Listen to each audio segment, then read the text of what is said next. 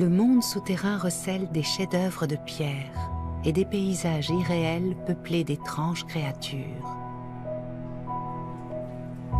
Un voyage dans cette grotte va nous mener de surprise en émerveillement. Nichée dans une nuit sans fin, la vie palpite depuis des centaines de millions d'années.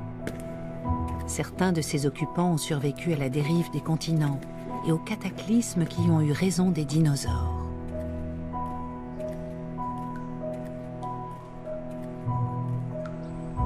Mais aujourd'hui, notre planète vit sa 6e extinction de masse. Les espèces animales disparaissent 100 fois plus vite que par le passé. Et si la destruction des écosystèmes continue à ce rythme, nous serons les prochains sur la liste. Pourtant, il y a des signes d'espoir, comme celui que nous adresse une créature qui a survécu aux plus grandes catastrophes terrestres. Cette héroïne vit sous terre, dans l'une des dernières régions sauvages de la planète.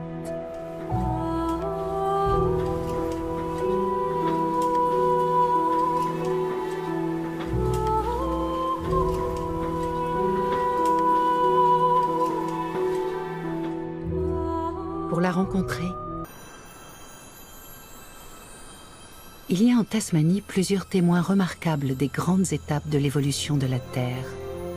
Processus géologique en cours, évolution de la vie, interaction de l'homme avec son environnement. Une somme de biens naturels et culturels d'une valeur inestimable.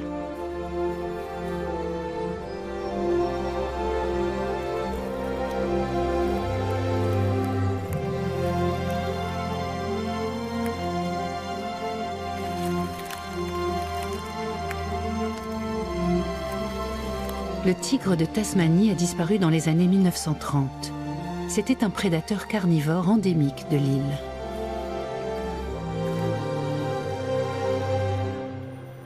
Mais il existe ici, dans un tout autre genre, un animal non moins extraordinaire.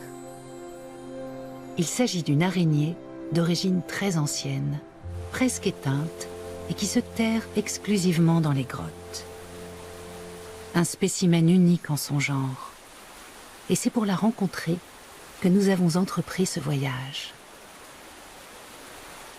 Si l'homme pénètre péniblement dans les cavités souterraines naturelles, les animaux cavernicoles, eux, accèdent sans difficulté aux recoins les plus secrets de leur refuge. Les grottes karstiques, comme celle-ci, sont les plus courantes. Le karst est un relief modelé par l'érosion de roches friables, comme le calcaire.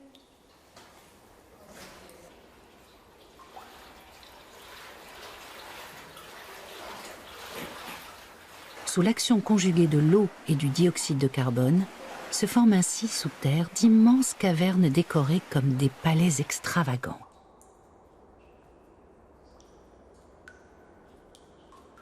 L'obscurité garde jalousement les œuvres sculptées par l'érosion.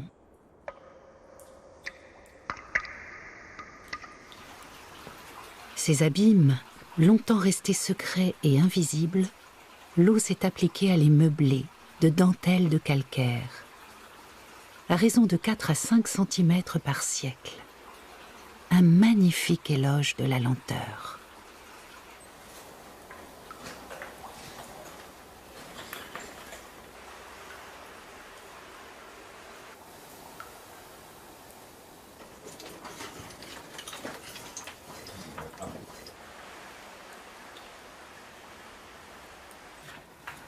En Tasmanie, on a répertorié quelques 3000 grottes karstiques. Mais on y trouve aussi des cavernes de grès, de dolérite ou de basalte. Spéléologues et géologues multiplient les campagnes d'exploration dans les grottes de l'île, de même que de nombreux amateurs éclairés, attentifs à parcourir ces milieux fragiles sans les dégrader.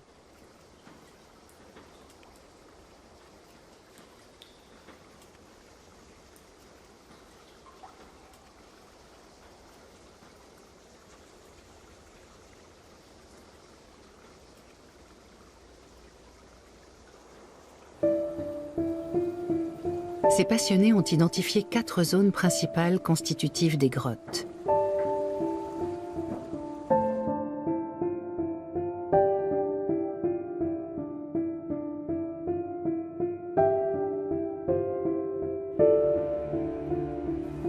Il y a d'abord la zone d'entrée, jonction entre la surface et la partie souterraine.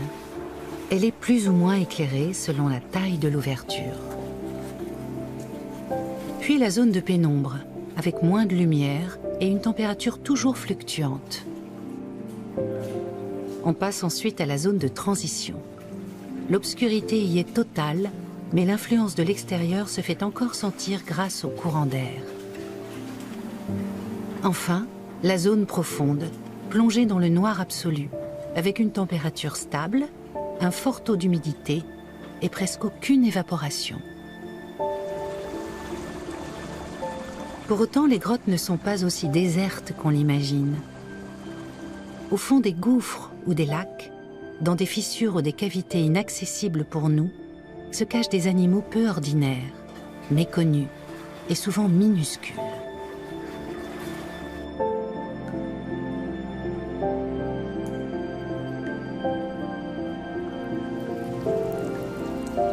Des plantes parviennent à pousser près du seuil. Ensuite, plus la lumière se dissipe, plus la végétation se raréfie.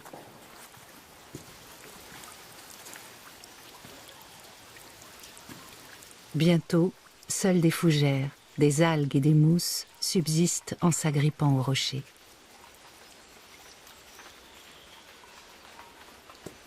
Près du porche d'entrée, la luminosité, la température et l'humidité varient suivant la nature du milieu alentour.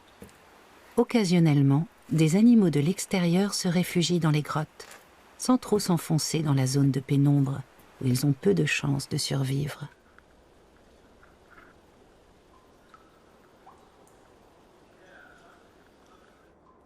Bien souvent, ces hôtes accidentels, aussi appelés trogloxènes, meurent dans les grottes.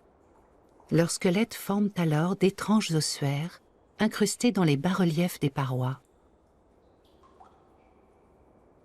La température d'une grotte est déterminée par la température annuelle moyenne de la région où elle se situe. En Tasmanie, c'est 9 degrés. L'été, il y fait plus frais qu'au dehors, et l'hiver, plus chaud. La grotte respire par sa grande bouche ouverte sur l'extérieur. Elle est constamment traversée de courants d'air plus ou moins chargés d'humidité selon les saisons.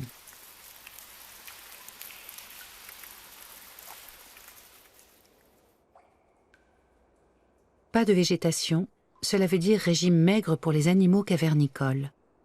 Ils doivent se contenter de rebuts comestibles en provenance de la surface, cadavres ou déjections d'autres animaux, de racines qui vont chercher l'eau dans les cavernes ou des nutriments charriés par des ruisseaux.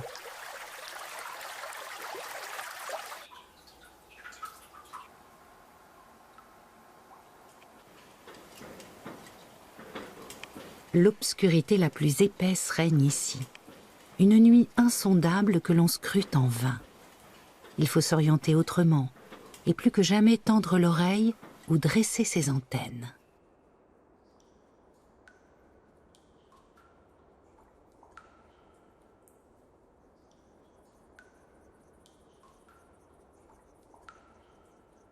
Si certains animaux ne peuvent vivre que dans ce noir absolu, les trogloxènes, eux, ne fréquentent le monde souterrain qu'à temps partiel.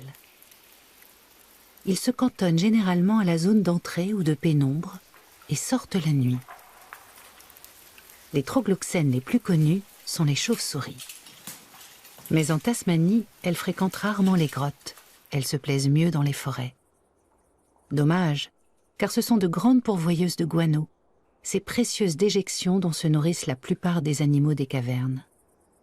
Ce sont des sauterelles qui tiennent leur rôle. Ces insectes troglodytes, rassemblés en colonies dans le noir profond des grottes, s'offrent régulièrement des sorties.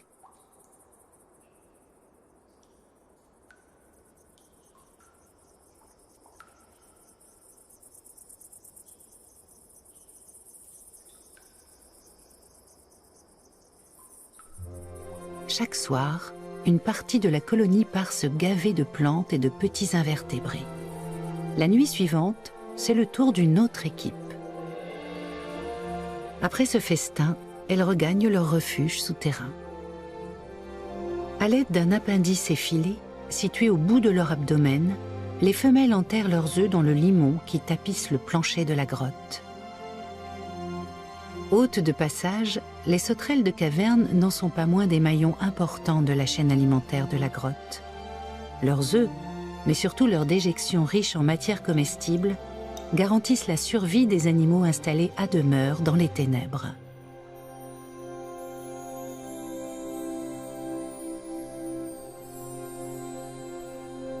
Sur cet écran noir, un simple faisceau lumineux fait apparaître des visions fantasmagoriques. On peut facilement se croire le jouet d'un mirage ou d'une hallucination. Que vient faire ici cette voûte étoilée? Rien à voir avec le firmament. Il s'agit d'une partie de pêche collective, des lignes lumineuses suspendues au plafond par des larves d'une sorte de mouche, Arachnocampa luminosa. Au stade de larve, ce prédateur dévore goulûment d'autres insectes. Arachnocampa accomplit tout son cycle de vie sous terre. Mais il n'hésite pas à sortir, la nuit, si la température et l'humidité extérieure sont similaires à celles qui règnent dans la grotte. Une fois adulte, Arachnocampa n'a qu'un but, s'accoupler avant de mourir.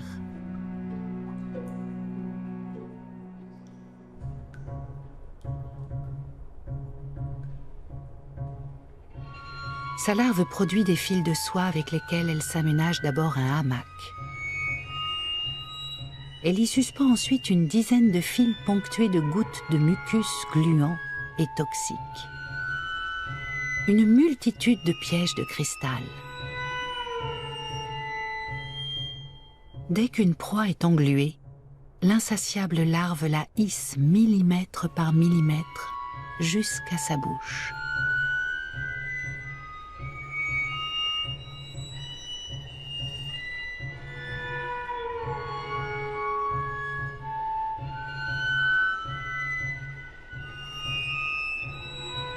Tout est bon à manger. Il lui arrive même de dévorer des adultes de sa propre espèce. La larve d'Arachnocampa a un atout pour pêcher ses proies. Au bout de son abdomen se trouve une capsule contenant des composés luminescents qui attirent irrésistiblement les petits insectes. Le piège lumineux brille plus intensément quand la larve a faim et il diminue ou s'éteint dès qu'elle a fait une prise. De loin, l'illusion est parfaite. La colonie d'ingénieux prédateurs s'est muée en un ciel parsemé d'étoiles que le jour n'efface jamais.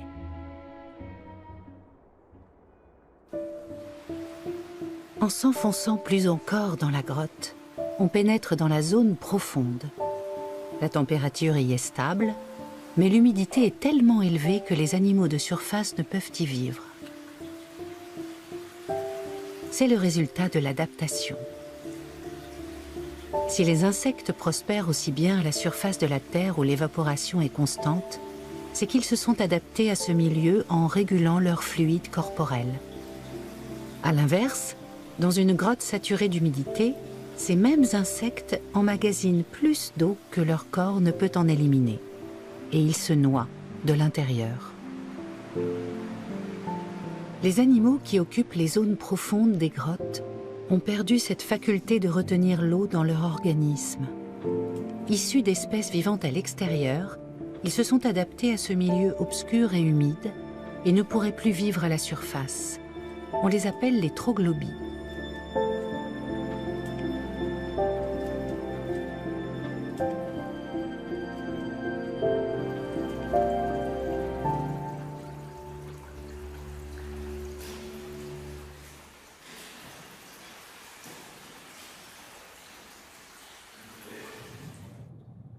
Beaucoup de troglobies vivent dans les nappes phréatiques. Parmi eux, de lointains cousins de ces petites crevettes, des fossiles vivants, endémiques de Tasmanie.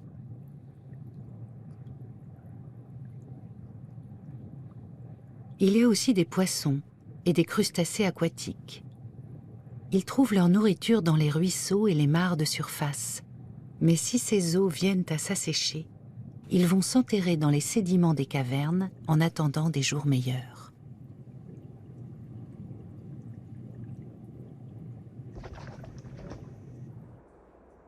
Pour vivre à demeure au fond des grottes, les troglobies se sont radicalement transformés par rapport à leurs cousins de l'extérieur. Les espèces volantes ont perdu leurs ailes. Celles qui chassent à vue, souvent n'ont plus d'yeux. Qu'elles soient importantes ou mineures, ces adaptations anatomiques ont toujours leur raison d'être. Inutile en effet de dépenser des trésors d'énergie pour développer des yeux qui ne seraient d'aucune utilité dans ce noir d'encre. Dans le monde d'en haut, les couleurs servent à attirer des partenaires, à se déguiser pour passer inaperçus ou à se protéger du soleil. Tout cela n'a plus de sens ici-bas.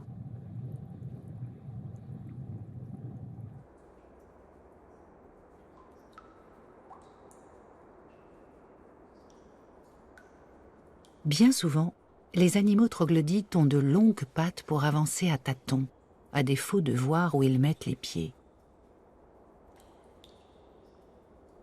Ou alors, ils sont nettement plus grands ou nettement plus petits que leurs cousins d'en haut. C'est selon ce qui les arrange. Plus grands, ils se déplacent mieux. Plus petits, ils ont des besoins alimentaires plus modestes. Les troglobies ont un métabolisme ralenti. Ils grandissent plus lentement, subsistent plus longtemps sans manger et battent des records de longévité, à condition de ne pas tomber sous la dent des prédateurs tapis dans l'ombre. Pour se protéger, les animaux troglobies ont la même stratégie que les blattes, se tenir aussi souvent que possible dans des espaces clos plutôt que de s'attarder en terrain découvert. Et les cachettes ne manquent pas dans cette architecture grandiose.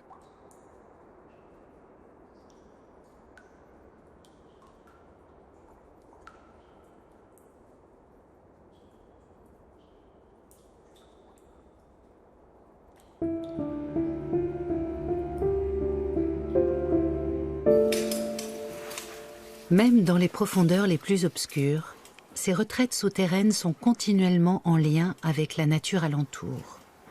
La biodiversité, les écosystèmes, les paysages des grottes sont tous dépendants de ce qu'il y a au-dessus d'eux. Sol, végétation, climat, niveau de pollution de l'environnement et des cours d'eau.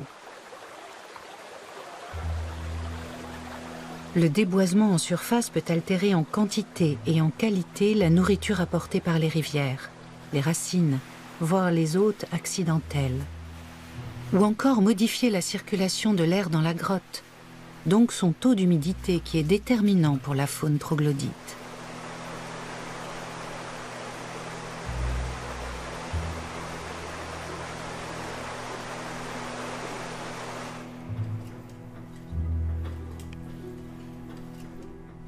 Aux dégradations naturelles s'ajoute l'intrusion de l'homme dans ces merveilles cachées. En Tasmanie, l'accès des plus belles grottes est restreint aux spéléologues expérimentés qui font le moins de dégâts possible. Les groupes de touristes trop nombreux sont proscrits.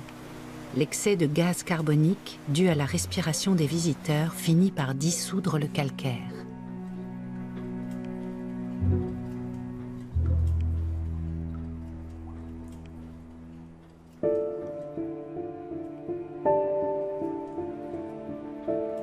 L'actrice vedette de ce théâtre d'ombre est une vénérable ancêtre. Son existence remonte à la préhistoire. C'est une araignée géante. Avec les pattes étendues, elle a la taille d'une assiette.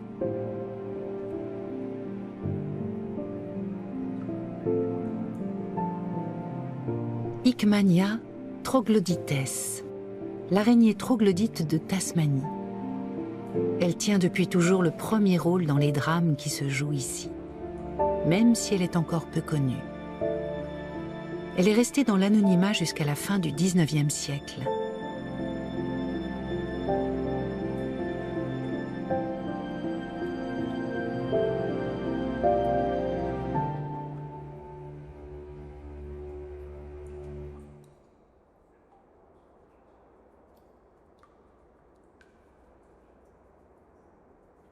Les origines d'Hickmania se perdent dans la nuit des temps. Ses plus lointains ancêtres ont habité le Gondwana et ils étaient encore là à l'aube de l'humanité. Comment cette espèce a-t-elle pu traverser les âges? On découvre peu à peu son mode de vie.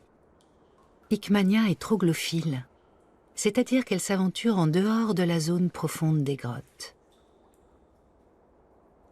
À l'origine, elle devait vivre dans les forêts de Tasmanie, se réfugiant dans des cavernes lors des bouleversements climatiques pour refaire surface une fois le danger passé.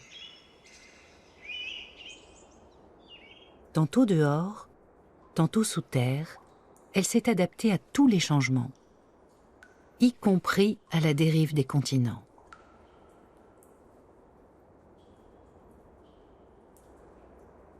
L'espèce Hickmania ne se trouve plus de nos jours qu'en Tasmanie.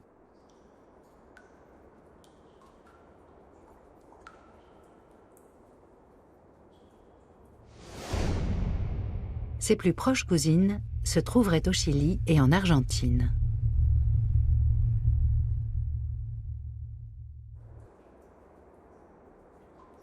Hickmania est apparue à un stade charnière de l'évolution des arachnides. Elle tient à la fois des deux principaux groupes d'araignées du monde. Celui le plus primitif qui comprend mygales et tarentules, entre autres, et celui des plus évolués que nous croisons dans nos maisons et nos jardins.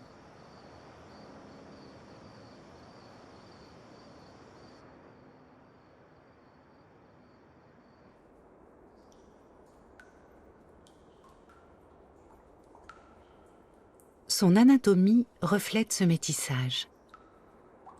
Par exemple, ces 4 points jaunes sur son abdomen, qui sont ses poumons. Les anciennes araignées comme elle en ont 2 paires, alors que les plus modernes n'en ont plus qu'une.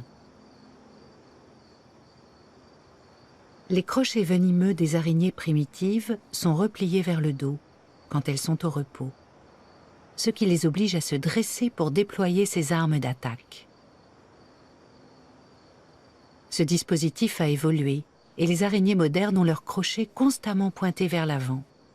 Elles peuvent donc attaquer en restant bien campées sur leurs 8 pattes, ce qui leur donne plus de force. Les crochets d'Hickmania ont une position intermédiaire. Notre araignée troglodyte a hérité de ses aïeuls des traits de caractère particuliers, dont l'évolution n'a sans doute gardé que les meilleurs. Elle aurait dans son lignage des ancêtres d'Amérique du Nord et du Sud, de Nouvelle-Zélande et d'Asie. C'est ce que révèle l'analyse de la soie qu'elle produit. Que de secrets de famille dans ce fil magique. Les arachnides sont des chasseurs, et dans les grottes, ils occupent le rang de prédateurs numéro 1. Les araignées cavernicoles sont sans doute les premières tisserandes de l'histoire. Elles auraient inventé ces pièges filaires tendus dans les airs, dont la technique a fait école et s'est répandue sur toute la planète. Hickmania construit une toile horizontale de plusieurs mètres de diamètre. Elle se déplace sur le dessous de cette nappe de dentelle. 2 qualités de soie sont tissées dans cette toile. Des fils blancs pour l'armature et des fils bleutés et gluants pour la capture. Entrelacer 2 fils sur une telle surface est laborieux. Surtout que les fils bleutés et gluants sont faits de milliers de brins de soie d'une extrême finesse. Les araignées modernes utilisent un seul fil déjà enduit de glu. L'ouvrage est ainsi vite fini et sa propriétaire s'expose moins longtemps aux attaques d'autres prédateurs. Les toiles des araignées de surface sont verticales, car conçues pour attraper des insectes volants. Hickmania, elle, tend son filet à l'horizontale pour piéger les sauterelles et autres insectes qui tombent du plafond de la grotte.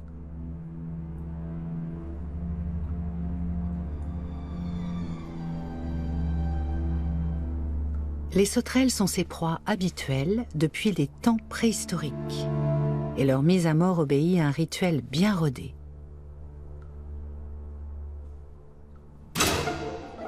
Il lui faut avant toute chose neutraliser la prisonnière. Car avec ses puissantes pattes arrière, une sauterelle pourrait réussir à s'extirper de la toile, voire à blesser l'araignée en se débattant. Mais Hickmania a de quoi la désarmer. Opération éclair, précision clinique. Une injection de venin de chaque côté de l'abdomen de la victime va la clouer sur place.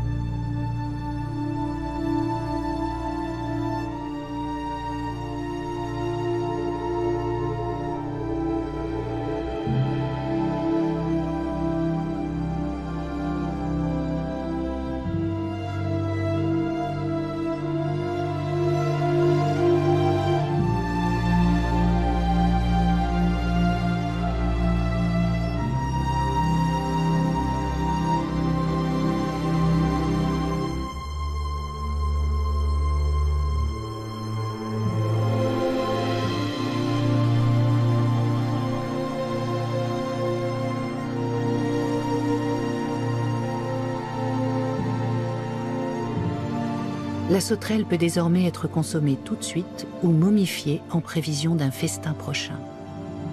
Dans les deux cas, sa chair sera dissoute par les sucs digestifs de l'araignée avant d'être aspirée comme une soupe.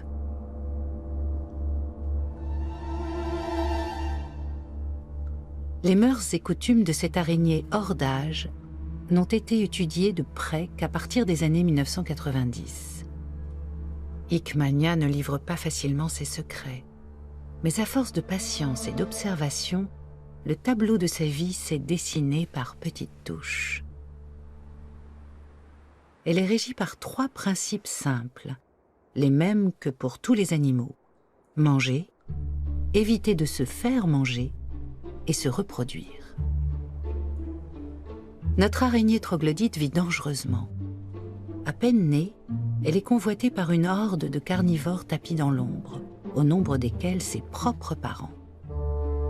Avant l'âge adulte, elle court le risque d'être dévorée par les sauterelles de caverne, celles-là même que plus tard, elle espérera voir tomber dans ses filets. Arrivée à l'âge adulte, elle occupe le sommet de la chaîne alimentaire et ne risque plus rien, si c'est une femelle. Le mâle, lui, est encore en sursis, car l'impérieux instinct qui le pousse à se reproduire pourrait bien causer sa perte. Mais nous n'en sommes pas encore là. Le rite nuptial commence à peine. Du bout de ses pattes, le mâle pianote sur celle de sa partenaire, sur sa tête aussi, comme pour l'apaiser. Ces délicates gesticulations peuvent durer des heures. Mais si le mâle fait un faux pas, il est condamné à finir ligoté dans un cocon de soie sur la toile de la femelle, avec la suite que l'on connaît. Et n'oublions pas qu'il doit accomplir cette danse potentiellement macabre, la tête en bas, dans le noir complet.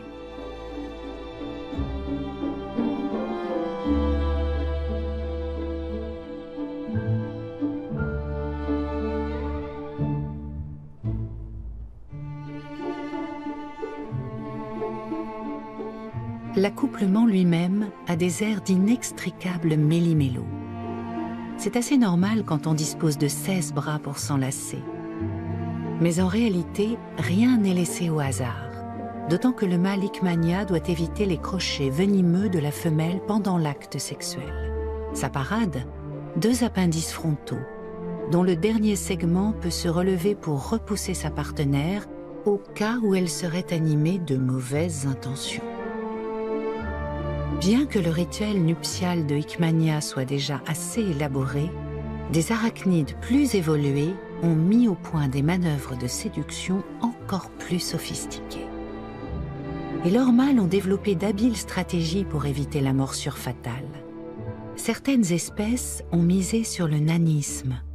Le mâle est minuscule, tellement insignifiant que sa partenaire ne daigne même pas le croquer.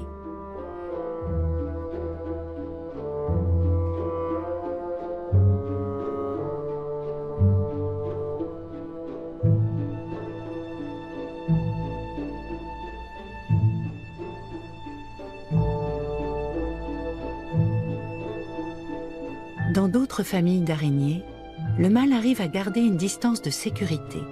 Grâce à un membre modifié qui ne lui sert qu'à l'accouplement, il féconde la femelle sans la serrer de trop près.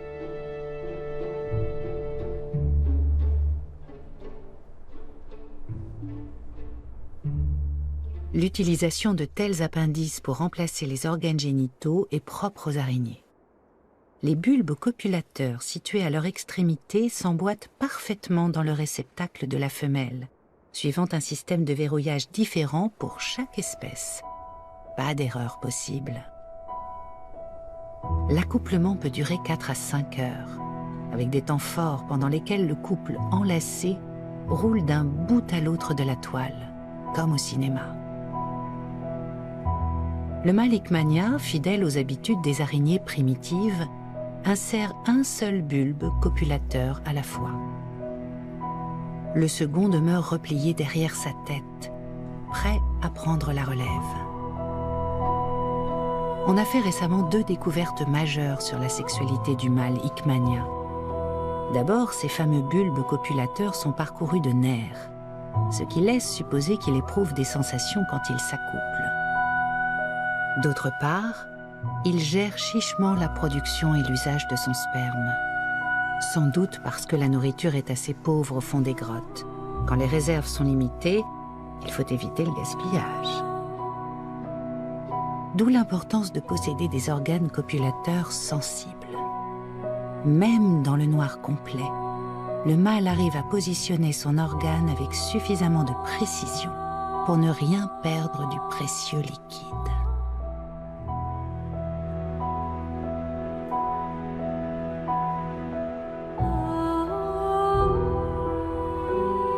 La périlleuse idylle s'achève enfin. Ce mâle a pu donner la vie sans perdre la sienne, contrairement à beaucoup de ses semblables. Ensuite, la femelle reste seule pour accomplir une tâche minutieuse de la plus haute importance: suspendre au plafond un petit sac où elle enfermera ses œufs. Mais elle tarde parfois à se mettre à l'ouvrage, restant pendant 2 ou 3 mois dans une apparente léthargie. Le mâle, s'il est encore dans les parages, peut s'impatienter et la presser de passer à l'action. Quand elle se sent prête, Hickmania se lance dans une création de toute beauté. Le sac de 4 cm de diamètre qui contiendra ses œufs est fait de fils de soie délicatement agencés pour former d'abord un cône.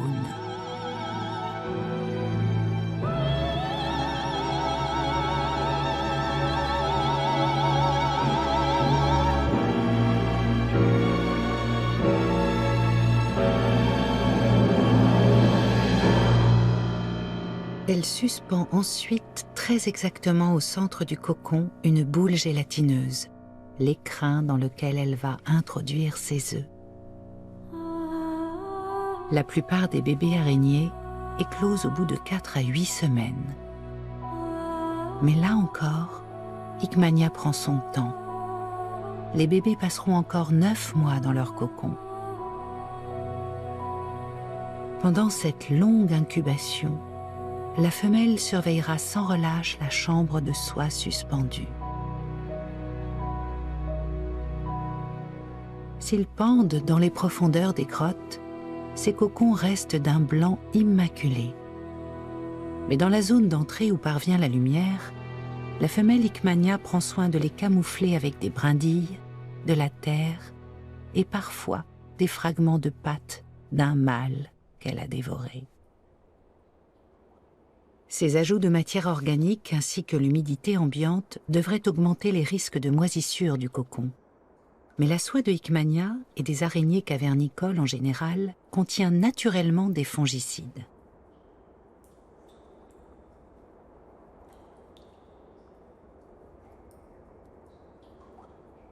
Enfermés dans leur écrin rigide, suspendus au cœur du cocon, les œufs ne sont pas en contact direct avec la paroi de soie. Une mince couche d'air les protège d'invasion de champignons ou de bactéries.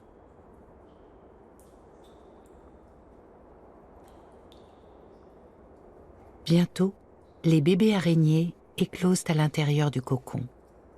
Et c'est là aussi qu'ils effectuent leur première mue. Ainsi, au stade où ils sont les plus vulnérables, ils demeurent à l'abri des dangers du monde extérieur. Dans les zones d'entrée ou de transition de la grotte, selon la circulation de l'air et de son taux d'humidité, des gouttelettes d'eau peuvent se former à la surface du cocon. Si ces gouttelettes persistent, c'est le signal pour les petites araignées qu'il est temps de sortir. Elles percent alors un trou dans la partie supérieure du sac suspendu, aux endroits où la paroi de soie a été amincie sous l'action des gouttes d'eau. Une à une, elles quittent l'abri du cocon.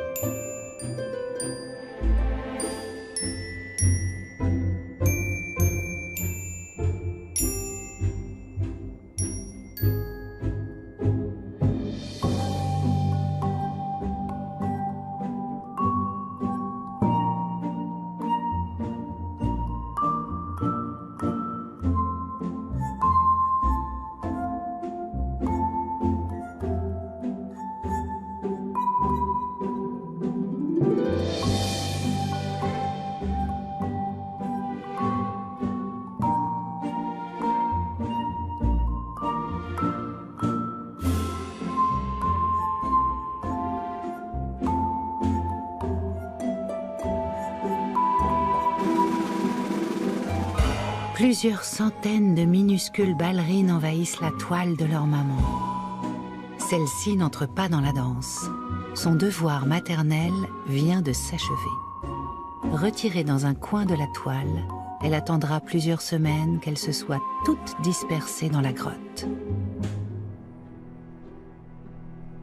Les bébés Hickmania sont désormais dans l'impitoyable monde des cavernes. Prédateurs, froid, humidité, les dangers sont nombreux et le voyage vers l'âge adulte plus qu'hasardeux. De la fratrie de quelques centaines d'araignées ne subsistera qu'une dizaine d'adultes. Les survivantes vont connaître un long règne. Contrairement à leurs cousines du monde extérieur dont l'existence n'excède pas 2 ou 3 ans, les araignées troglodytes vivent plusieurs décennies.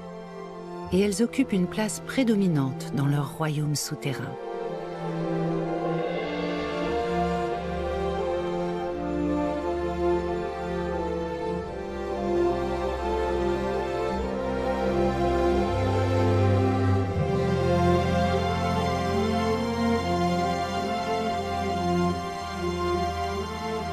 Hickmania troglodytes a traversé des centaines de millions d'années en faisant preuve d'une stabilité exceptionnelle.